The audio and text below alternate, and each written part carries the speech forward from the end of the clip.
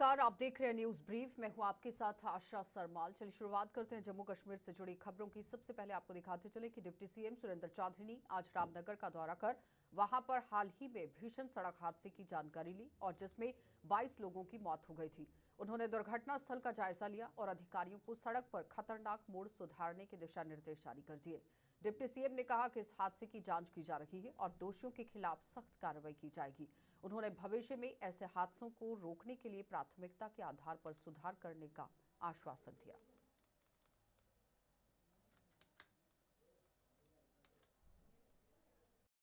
Honourable chief minister साहब की जो डायरेक्शंस हैं उन पे भरोसा रखना चाहिए। लेकिन एक चीज आपको आज मेरा आने का मकसद ये है कि अगर ये जाने गई हैं, कम से कम अगर कहीं टेक्निकल फॉल्ट है सड़कों का तो उसको रोका जाए। अगर ट्रांसपोर्ट डिपार्टमेंट की गलती है तो उनको भी अकाउंटेबल किया जाए और जिस भी डिपार्टमेंट की गलती होगी उसको अकाउंटेबल किया जाए। और ऑनरेबल चीफ मिनिस्टर साहब ने कल साफ साफ हिदायतें और डायरेक्शनें दे दी हैं, तो लिहाजा आपको ऑनरेबल चीफ मिनिस्टर साहब की जो डायरेक्शंस हैं उन पे भरोसा रखना चाहिए। लेकिन एक चीज आपको आप क्लियर कहेंगे कि उमर अब्दुल्ला सरकार किसी भी ऐसी लापरवाही को बर्दाश्त नहीं करेगी जिसमें हमारे जम्मू कश्मीर के लोगों को किसी को भी नहीं बख्शा जाएगा जिस जिल्स डिपार्टमेंट की भी इसमें गलती पाई जाएगी। और जब आज जम्मू कश्मीर का डिप्टी चीफ मिनिस्टर उस जगह पे खड़ा है जहां वो हादसा हुआ है, तो आज समझ सकते हैं कि उमर अब्दुल्ला सरकार इस हादसे को कितना सीरियसली ले रही है, कितनी गंभीरता से ले रही है और ये जाने हमारे लिए कितनी इम्पोर्टेंट थी।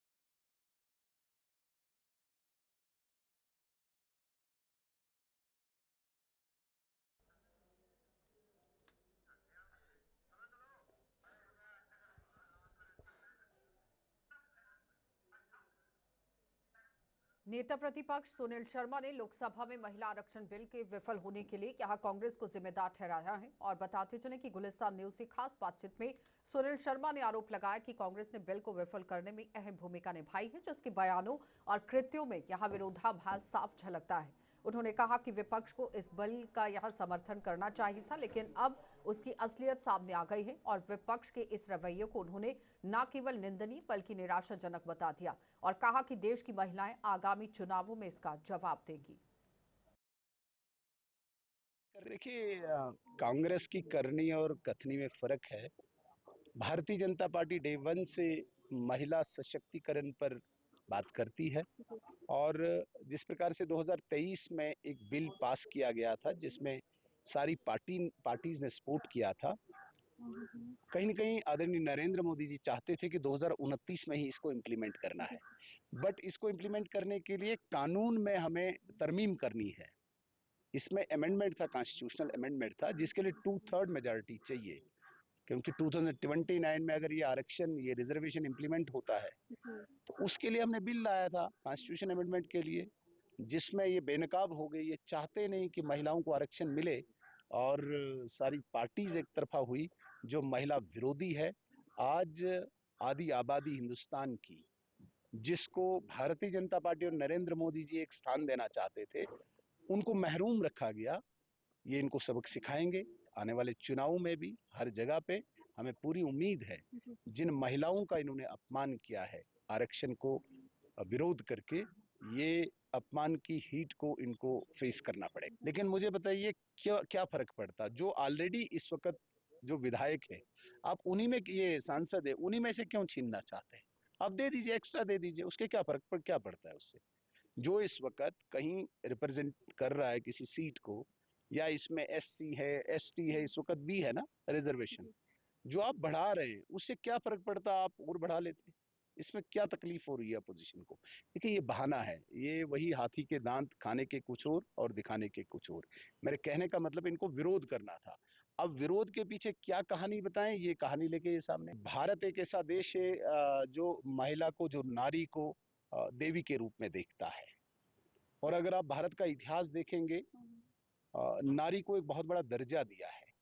आप मुझे बताइए, घर में अगर एक छोटा काम होता है तो मियाँ बीवी बैठ के सलाह करते हैं, भाई बहन बैठ के सलाह करते हैं, एक डिसीजन लेते हैं। देश के डिसीजन में महिला कहीं नहीं। देश का डिसीजन हो रहा है, निर्णय हो रहा है, महिलाओं को आप इन्वॉल्व ही नहीं करोगे। ये कौन से देश की कल्पना आप कर रहे हैं?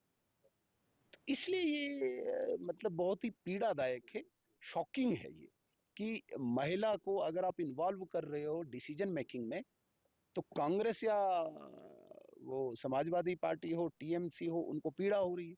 महिला को डिसीजन मेकिंग में इन्वॉल्व नहीं करो, तो कहीं ना कहीं इसका जो इन्होंने विरोध किया है, जरूर महिला या नारी शक्ति जिसको हम कहते हैं, वो इनको। जम्मू यूनिवर्सिटी के उर्दू डिपार्टमेंट ने उर्दू भाषा और दूसरी भाषाओं को अहमियत पर यहां आप देखिए सिंपोजियम का भी आयोजन किया, जिसमें शिक्षा विभाग की तरफ से आप देखिए एक उम्दा कदम उठाया गया है। सकीना इट्टू वहां मुख्य अतिथि के रूप में मौजूद थी। सिंपोजियम में वक्ताओं ने उर्दू भाषा और इसकी विरासत और कई भाषाओं की मेलजोल को बढ़ावा देने पर जोर देते हुए कहा कि अलग अलग भाषाएं सांस्कृतिक रिश्तों को अहम भूमिका के तौर पर निभाती हैं। और बताते चलें कि शिक्षा को आगे बढ़ाने के लिए ये एक अहम कदम यहाँ पर उठाया गया है, जहाँ पर आप देखिए अलग अलग स्तर से शिक्षक भी पहुंचे थे, जिन्हें सम्मानित भी किया गया और बीसी जम्मू भी वहाँ मौजूद रहे। कहना क्या है, ये तो आपको पता है, उर्दू ज़बान जो है वो एक बहुत अहम है और आपस में ये लोगों को जोड़ती है और बहुत मधुर ज़बान है, बहुत खूबसूरत है। तो इसका जितना भी बढ़ावा हमें देना चाहिए वो देना ज़रूरी है। सरकार ने ऑलरेडी कोशिशें की हैं, लेकिन मैं समझती हूँ और ज़्यादा इस पे ध्यान देना चाहिए ताकि उर्दू ज़बान को हम ज़्यादा से ज़्यादा बढ़ावा दे सकें, ज़्यादा से ज़्यादा लोगों में आम कर सकें। ये national council for promotion of Urdu language और उर्दू डिपार्टमेंट जम्मू यूनिवर्सिटी की मुश्तरका तौर पर एक बड़ी कोशिश है, क्योंकि हमने यहाँ पर जो बड़ी ज़बानें बोली जाती हैं जम्मू और कश्मीर में, मसलन कश्मीरी है, गोजरी है, डोगरी है, इसी तरह से पहाड़ी है, तो उन पर हमने ये सेमिनार मुनक़द किया है और ये देखने की कोशिश की है कि इस सेमिनार में पढ़े गए मकालों की वजह से ये बात उभर कर सामने आती है कि उर्दू ने इन सारी ज़बानों को बहुत हद तक मुतासिर किया, और न सिर्फ मुतासिर किया बल्कि उन्होंने उर्दू के जो पहले डोगरी में लिखते थे या कश्मीरी में लिखते थे, वो उन लोगों ने बहुत सारे उर्दू के अल्फाज जो है अपनी तख्लीक़ात में शाया की है। और इसी सिलसिले की एक कड़ी जो है इस सेमिनार की शाम गज़ल भी है, और आज शाम को 6 बजे है जो है वो यहाँ पे एक बहुत अच्छी शाम गज़ल। Shri Guru Arjan Dev ji group of institutions ने यहाँ श्रीनगर में let's shape a stronger future together theme पर वेलकम कैसे कादम कंसल्टेंट मीटअप 2026 का आयोजन किया गया और इस इवेंट में शिक्षाविदों, करियर कंसल्टेंट्स और संस्थान प्रमुखों की उपस्थिति रही। कार्यक्रम का उद्देश्य शिक्षा संस्थानों और करियर कंसल्टेंट्स के साथ साथ यहाँ सहयोगों को बढ़ाना भी था और इस अवसर पर संस्थान की शैक्षिक पेशकश और आधुनिक इंफ्रास्ट्रक्चर पर चर्चा की गई। विशेषज्ञों ने कश्मीर में छात्रों के लिए करियर काउंसलिंग की अहमियत पर जोर दिया। कार्यक्रम में शिक्षा क्षेत्र के कई प्रतिष्ठित लोगों ने भाग लिया और छात्रों के लिए बेहतर भविष्य निर्माण की दिशा में कार्य करने की प्रतिबद्धता को जता दिया।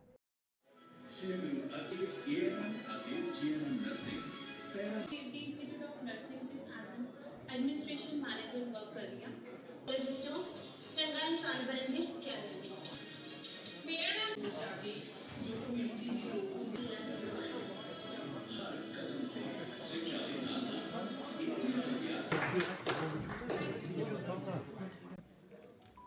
जी सर, मैं यहाँ पर श्री गुरु Arjun Dev ji institute of nursing को रिप्रेजेंट करने के लिए आई हूँ। मुझे बहुत ही अच्छा लगा है, बहुत अच्छा कॉन्फिडेंस मिला है और मुझे कश्मीर के साथ काम करने का मौका मिल रहा है। पंजाब और कश्मीर का रिश्ता बहुत ही अच्छा है। अमृतसर एक ऐसी सिटी है जो बिल्कुल सिक्योर है, तो मैं चाहती हूँ हमारे बच्चे जो कश्मीर को बिलोंग करते हैं वो अच्छी एजुकेशन लें, 12 सिटीज़ को कनेक्ट करें, अच्छी एजुकेशन पाएँ। जितने भी हमारे मेडिकल के फील्ड्स हैं उनकी एजुकेशन बहुत स्ट्रिक्ट है और गवर्नमेंट भी चाहती है कि बच्चा पढ़े और पढ़ के अपना करियर सिक्योर करे। सो बहुत अच्छे हॉस्पिटल्स के साथ हमारा टाई अप है, प्लेसमेंट है कॉलेज में और हम बच्चे को एजुकेशन के बाद बिल्कुल फ्री ऑफ कॉस्ट उसकी प्लेसमेंट भी करवाएंगे ताकि बच्चा अच्छा सीखे और अपना करियर डेवलप कर सके। आज तो शुरुआत थी, तो इस तरह जी के प्रोग्राम्स और भी होंगे आने वाले बिल्कुल सर, डेफिनेटली हम आने वाला पूरा फ्यूचर प्लान करके चल रहे हैं। हम बहुत जल्दी एक और सेशन के साथ आएंगे और हम चाहते हैं हमसे जुड़े। बहुत ही सिक्योर सिटी है अमृतसर, पावन धरती है गुरु। देखिए, प्रोफेशनल कोर्सेज का ज़माना है, अपस्किलिंग का ज़माना है। इट हैज़ टू बी, जहाँ इस इंस्टीट्यूट की बात है, हमने क्लियरली वहाँ पे भी बात की कि दैट अपस्किलिंग पे ध्यान देनी चाहिए। We have to see that the courses what the students will be adopting, उनमें स्किल सेट आना चाहिए, क्योंकि अल्टीमेटली एम्प्लॉयबिलिटी भी जी वही उसी पे डिपेंड करता है कि उनकी प्लेसमेंट कहाँ पे होगी, उनका कोर्स कैसे कंप्लीट होगा। आज ज़माना आया है कि students are designing their own courses, so we will be seeing that in future such initiatives will help. बिस्मिल्लाहिर्रहमानिर्रहीम। देखें, चूंकि ये पंजाब का मामला था, पंजाब से ये इंस्टीट्यूशन आया है। हमारे पंजाब से तो बहुत सारे इंस्टीट्यूशंस के साथ हम लोग ऑलरेडी वर्क कर रहे हैं। Now that this is a new institute, अभी इंसेप्शन इनका 2nd ईयर है, तो वी होप कि मतलब जो इनकी फैसिलिटीज़ हैं, जो इंफ्रास्ट्रक्चर हैं और जो भी इन्होंने प्रॉमिसेस किए हैं, वो इंशाल्लाह ये उम्मीद है कि ये उस पर खरे उतरेंगे और हमारे बच्चे। बहुत ही अच्छा रहा। पहला ही हमारा ये कदम है कि हम चाहते हैं कि बाहर की यूनिवर्सिटीज़ जो है वो यहाँ आए, बच्चों को अवेयर करें, बच्चों को इस बारे में बताएं कि हमारे पास कोर्सेज क्या है, फीस स्ट्रक्चर क्या है। हमारा जो इस वक्त जो मेन इशू है, जो मेन हमारा एक कंसर्न है, president private school association and as president coaching centres, हमारा कंसर्न ये है कि जो बच्चे अफोर्ड नहीं कर पाते हैं उनके लिए हम कैसा रास्ता हमवार करें। तो उनके लिए कैसे, मैंने अभी अंदर ड्यूरिंग माई टॉक मैंने वहां पे भी ये कह दिया कि consult. DIG Doda Kishtwar Ramban range में सरगुण शुक्ला ने डोडा के दौरे के दौरान सार्वजनिक सुरक्षा और पुलिसिंग की महत्वपूर्ण पहलुओं की समीक्षा की। उन्होंने जम्मू कश्मीर में चल रहे नागरिक सुरक्षा अभियानों, विशेषकर हवाई हमले और ब्लैकआउट मॉक ड्रिल्स की महत्ता पर जोर दिया ताकि नागरिकों में आपातकालीन तैयारियों को लेकर बढ़ावा मिल सके। सरगुण शुक्ला ने यहाँ नशे के खिलाफ ही पुलिस की कड़ी नीतियों को भी सामने रख दिया, रेखांकित कर दिया है और साथ ही नशे के नेटवर्क को नष्ट करने के लिए पुलिस द्वारा तेज कदम उठाए जाने की बात कही। उन्होंने ट्रैफिक प्रबंधन और सड़कों की सुरक्षा के लिए उठाए जा रहे कदमों को लेकर भी आश्वासन दिया ताकि जनता की सुरक्षा सुनिश्चित की जा सके। और 100 दिन जो है हमारे को एक टाइमलाइन दिया गया है कि इसमें एक intensive drives have to be carried out. और मैं आप लोगों के माध्यम से लोगों को ये रिक्वेस्ट करती हूँ कि हम पुलिस में अपना काम जो कर रहे हैं, अपनी तरफ से जितनी इंटेलिजेंस जनरेट कर रहे हैं, जितने ड्रग अब्यूज़र्स जो हैं और जो इन हमारे बच्चों को इस लानत की चपेट में लेना चाहते हैं, उन सबको we are trying to identify book. और इसीलिए आपने देखा होगा कि अब जितने हर एरिया का, हर थाने का नशा तस्कर है, उसको हमने बिल्कुल एग्जिबिट करके उनकी फ़ोटोग्राफ्स जो हैं हर थानों में भी लगाई हैं ताकि आप लोगों को ये अंदाज़ा हो कि आपकी लोकेलिटीज़ में, आपके एरियाज़ में कौन वो लोग हैं जिनसे आपको अपने बच्चों को बचा के रखना है। हमारी जितनी डिप्लॉयमेंट्स हैं, चाहे वो जम्मू कश्मीर पुलिस की हो, डिफेंस फोर्सेस की हो, आर्म्ड फोर्सेस की जो है CAPFs की हैं, हम सब इस चीज़ के लिए बिल्कुल रेडी हैं. We are prepared for it that anything we will be fighting it with all our might. जी बिल्कुल, हमारी इसके अंदर ट्रांसपोर्ट डिपार्टमेंट के साथ वी विल बी कोऑर्डिनेटिंग. हमारी कोशिश ये रहेगी कि एक्सीडेंट्स जो हैं हम उनको मैपिंग कर सकें, ताकि एक तो अगर हमारे पास कोई ब्लैक स्पॉट्स बनते हैं उसमें, और लर्निंग पॉइंट्स जो हैं इस तरीके का जो हादसा होता है, ये हम सब इसके we have to learn from all of these कि what are things that we need to avoid. And I would say कि ये इट्स वेरी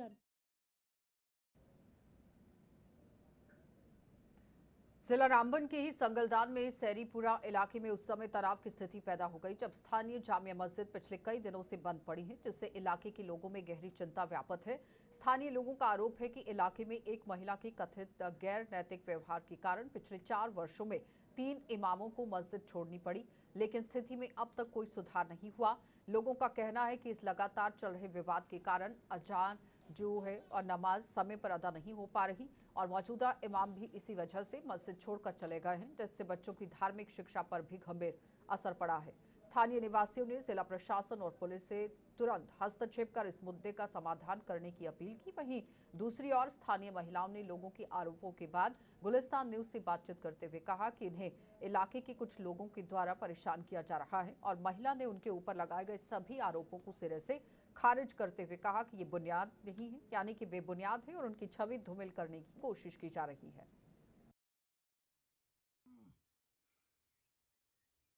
कि 3 साल में हमें 3 इमाम को बदलना पड़ा, वो भी एक औरत की वजह से. हमने कई बार देखा कि वो बार-बार जो है बेवजह के इल्ज़ामात जो है इमामों पर आयद करती है, और अपनी वो दादागिरी जमाने के लिए हमें हमें हम लोगों को टॉर्चर करती है, जिसकी वजह से हमें इमाम को बदलना पड़ रहा है. हमेशा से ये होता रहा.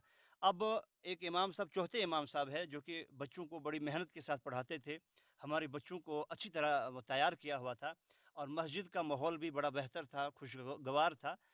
बच्चे भी हमारे अच्छे तैयार हो रहे थे. लेकिन कुछ टाइम से ये होता चला आ रहा है कि एक खातून जो है उसकी वजह से यहाँ मस्जिद में नमाजियों को भी डिस्टर्ब हो रहा है, और लाए हुए जो इमाम साहब है उसको भी, और जो यहाँ बच्चे छोटे-छोटे पढ़ने आते हैं उनको भी डिस्टर्ब काफ़ी हो रहा है. यहाँ मस्जिद के बाथरूम बने हुए थे, वहाँ पर भी हमें जाने से परेशानी हुई, वहाँ पर भी उसने काफ़ी डिस्टर्ब किया, काफ़ी टॉर्चर किया. हमें वो बाथरूम छोड़ने पड़े. हमने सोचा इज़्ज़त अपनी बचानी बेहतर है, क्योंकि एक खातून की वजह हमें टॉर्चर हो रहा था. अब हम दूसरी जगह बाथरूम बना रहे थे, यहाँ पर भी हमें परेशान किया जा रहा है. सर, हम ये चाहते हैं कि हमें इंसाफ मिले, हमें इंसाफ दिया जाए. एडमिनिस्ट्रेशन जो है इसमें ज़रा मुदाखलत करें, हमें इंसाफ दिलाएं. हम बड़े मजबूर और परेशान लोग हैं, ना हमें मस्जिद का बाथरूम बनाने दिया जा रहा है. सर, ना मेरा मायका है यहाँ, ना ससुराल है मेरा, क्योंकि इनने दहेज पैसों गाड़ियों के चक्कर में मैंने इनको कोर्ट केस किया, इनने मारपीट मुझ पे की है.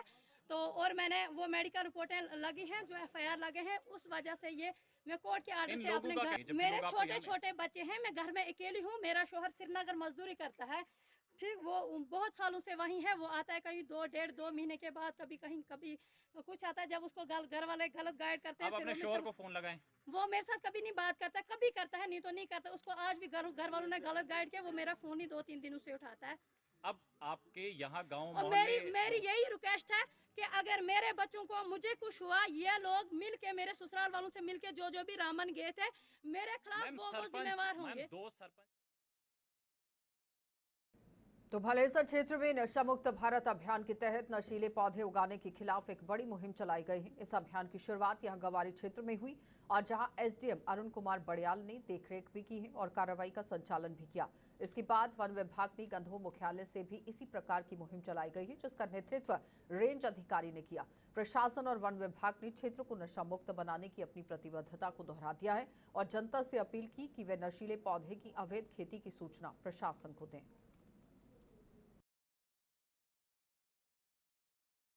आज हमने एक स्पेशल टास्क किया. यहाँ पे जितनी भी यहाँ भांग थी, खासकर हमारे ग्वाड़ी इलाके में, इसको हमने डिस्ट्रॉय किया, और ये इंश्योर किया कि एग्रीकल्चर डिपार्टमेंट के साथ मिलके कि कुछ केमिकल्स का यहाँ पे उपयोग किया जाए, ताकि दोबारा ये इसकी ग्रोथ ना हो. मैं सभी मीडिया कर्मियों का धन्यवाद करना चाहूँगा, जिन्होंने आज हमारे साथ शाना बशाना इसको डिस्ट्रॉय करने में हमारी सहायता की। उसके बाद स्कूली बच्चों का, एग्रीकल्चर डिपार्टमेंट का, हमारे सामने जो मातृ शक्ति है, इन्होंने भी आज भांग डिस्ट्रक्शन में हमारा सहयोग किया। मैसेज एक ही है कि हमें अपने सब डिवीज़न को नशा मुक्त बनाना है। जहाँ भी हमें कैनेबिस दिखती है उसको डिस्ट्रॉय करना है, क्योंकि आपने देखा होगा कि ये वाइल्ड में ही ग्रो करती है और ये सीज़न जो है ग्रोथ का है। इसलिए आपके माध्यम से भी मीडिया के सभी हजरात से मेरी गुजारिश है कि ज़्यादा से ज़्यादा इसको कवरेज दें कि जहाँ भी आपको भांग का ऐसा दिखता है जहाँ पे ग्रोथ हो रही है तो उसको हमने destroy. As a part of Nasha Mukt Bharat अभियान